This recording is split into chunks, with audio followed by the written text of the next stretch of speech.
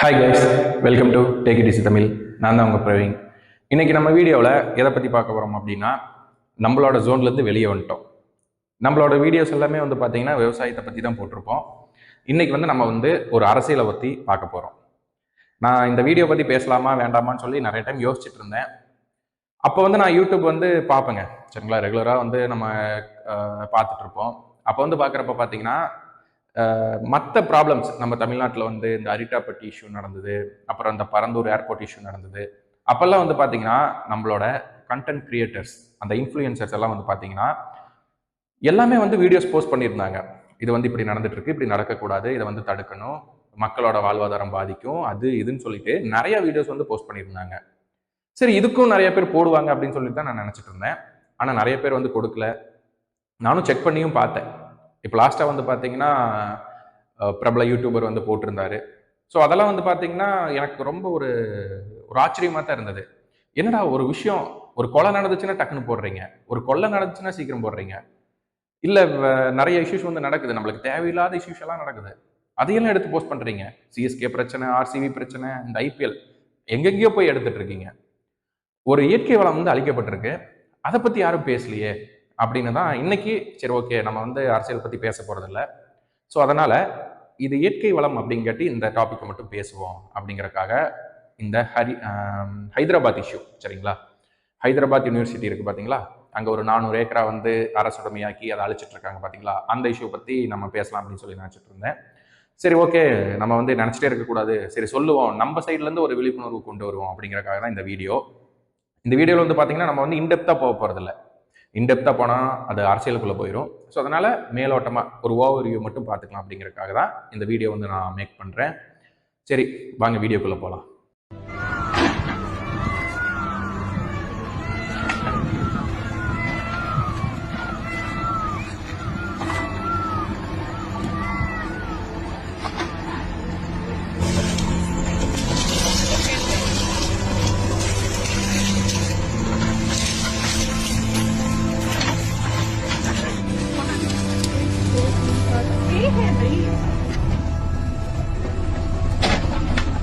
இப்போ பார்த்தீங்கன்னா ஒரு 400 ஏக்கரா ஒரு ஃபாரஸ்ட் அழிக்கிறாங்க. ஆனால் நம்ம தெலுங்கானா கவர்மெண்ட் என்ன சொல்கிறாங்க அப்படின்னா, நாங்கள் நிறையா மரங்கள் பிளான்ட் பண்ணுறோம், நிறைய மரங்களை வளர்த்துட்டு இருக்கோம் அப்படின்ட்டு. ஒரு 400 ஏக்கரா ஒரு அடர்ந்த காடு, 200 வகையான உயிரினங்கள் இருக்கு, மரங்கள் இருக்கு, பறவை இனங்கள் இருக்கு. அது போக அங்கே இருக்கக்கூடிய ராக்ஸ் எல்லாம் பார்த்தீங்கன்னா டிஃப்ரெண்ட்டாக இருக்கும் அப்படின்னு சொல்லி கேள்விப்பட்டிருக்கேன். ஸோ இப்படியெல்லாம் இருக்கிறப்ப நட்சத்திர ஆமையும் இருக்கு அப்படிங்கிறாங்க. ஸோ இந்த மாதிரி ஒரு இயற்கை வளம் நிறைந்த ஒரு இடத்த நாங்கள் அழிச்சிட்டு ஐடி பார்க் கட்டுறோம் அப்படின்னு அந்த கவர்மெண்ட் சொல்லியிருக்கு. ஸோ இதுக்கு எதிராக அந்த ஹைதராபாத் சென்ட்ரல் யூனிவர்சிட்டியில் இருக்கக்கூடிய ஸ்டூடெண்ட்ஸ் அண்டு ஸ்டாஃப்ஸ் எல்லாருமே போராடிட்டு இருக்காங்க.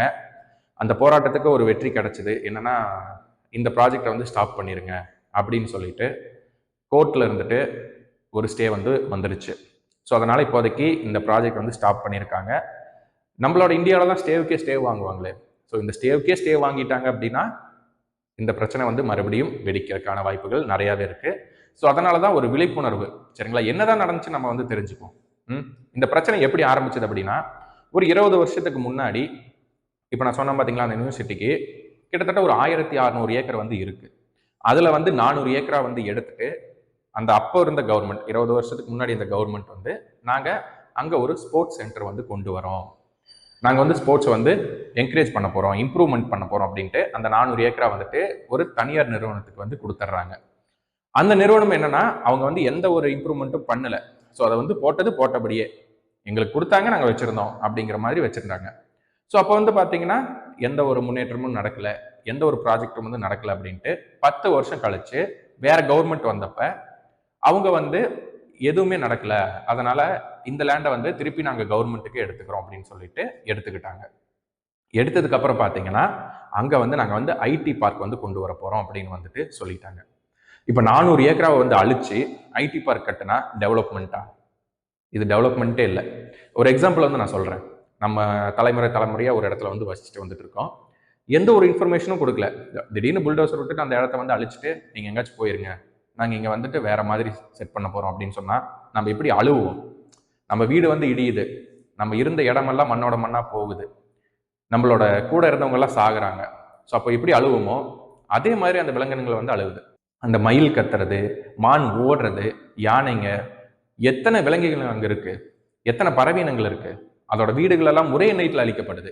கிட்டத்தட்ட ஒரு 100 புல்டோசருக்கு பக்கமா விட்டு எல்லாத்தையும் வந்து அழிச்சிட்டு இருக்காங்க. நம்ம ஒரு செகண்ட்ல வந்து ஒவ்வொரு மரத்தை வந்து அழிச்சிட்டு இருக்கோம்.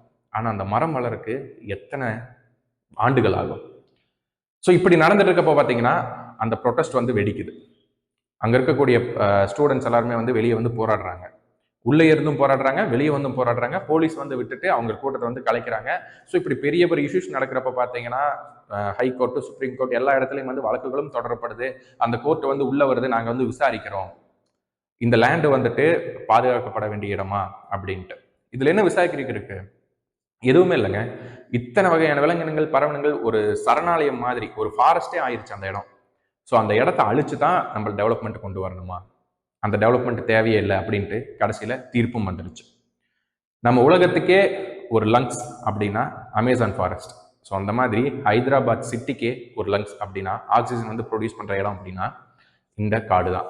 ஸோ அந்த காட்டை அழிச்சிட்டா நம்மளோட ஆக்சிஜன் தேவை இருக்காது, கிடைக்காது அப்படின்ட்டு அங்கே இருக்கக்கூடிய ஸ்டூடெண்ட்ஸ் எல்லாமே உணர்ந்ததுனால தான் இன்னைக்கு ப்ரொட்டஸ்ட் பண்ணிட்டு தனி ஒரு மாநிலத்தில் அவங்க தனியாக நின்று ப்ரொட்டஸ்ட் பண்ணி ஜெயிச்சிருக்காங்க. ஆனால் இயற்கை வளம் வந்து அழிக்கப்படுது அப்படிங்கிறப்ப அது இந்தியா மட்டும் இல்லை, உலகம் ஃபுல்லாக போராடணும். சரிங்களா? ஒரு காட்டை அழிச்சு அந்த வளர்ச்சி நம்மளுக்கு தேவையா? அதே மாதிரி தான் நம்மளுடைய தமிழ்நாட்டிலையும் நடந்துட்டு இருக்கு. புளியம்பட்டி, அன்னூர், மேட்டுப்பாளையம் சாலைகள் வந்துட்டு நாங்கள் 4 வழிச்சாலையாக மாற்றுறோம் அப்படின்னு சொல்லிட்டு 2000 மரத்துக்கு பக்கமாக அறுத்துட்டு இருக்காங்க. ஸோ ஒரு கூடாரம் மாதிரி நம்ம வந்து டிராவலிங்கை வந்து பார்த்தீங்கன்னா இந்த பைக்கில் போகிறவங்க, நடந்து போகிறவங்களுக்கு எல்லாமே ஒரு நிழலில் போகக்கூடிய ஒரு கூடாரம் மாதிரி இருந்தக்கூடிய மரங்கள் எல்லாமே இப்போ வெட்டப்பட்டுட்டு வந்துட்டு இருக்கு. ஸோ இப்படி மரத்தை வெட்டி வெட்டி தான் நம்மளோட வளர்ச்சி வரணுமா? நீங்கள் சொல்லுவீங்க, இல்லை நான் சீக்கிரம் போகணும் அப்படின்ட்டு. ஸோ சீக்கிரம் போகணும் அப்படின்னா ஃபாரின் கண்ட்ரீஸ்ல எல்லாம் பாருங்க என்ன மாதிரியான ஒரு இம்ப்ரூவ்மெண்ட்ஸ் இருக்கு, அவங்க எப்படி டிராஃபிக் ரூல்ஸ் வந்து ஃபாலோ பண்றாங்க.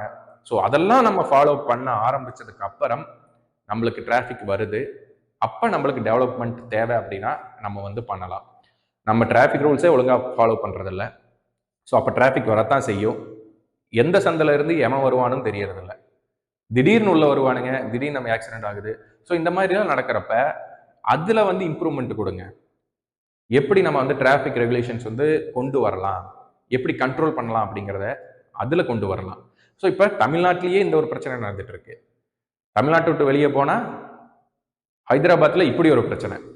ஸோ இப்போ வந்து எல்லாமே வந்து போராடித்தான் நம்ம ஒரு இயற்கை வளங்களை மீட்க வேண்டிய சூழ்நிலை ஆயிருச்சு. ஸோ இதை வந்து தெரிஞ்சுக்கோங்க. சரிங்களா? என்ன நடக்குதுன்ட்டு இது ஒரு அவுட்லைன் தான். 20 வருஷத்துக்கு முன்னாடி ஒரு அக்ரிமெண்ட் போடுறாங்க, அதை கேன்சல் பண்ணுறாங்க, கவர்மெண்ட் எடுக்குது, மறுபடியும் அவங்க டேக் ஓவர் பண்ணி நாங்கள் வந்து ஐடி பார்க் கொண்டு வரோங்கிறாங்க.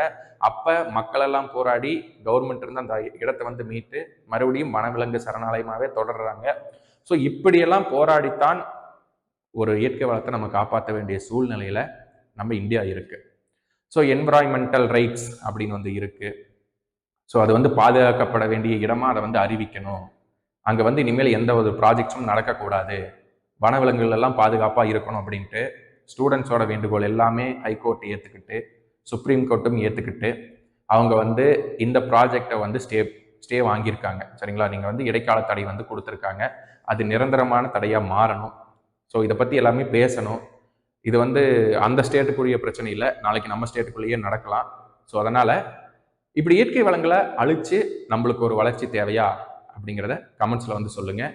மீண்டும் ஒரு நல்ல வீடியோவில் சந்திக்கலாம். நன்றி, வணக்கம்.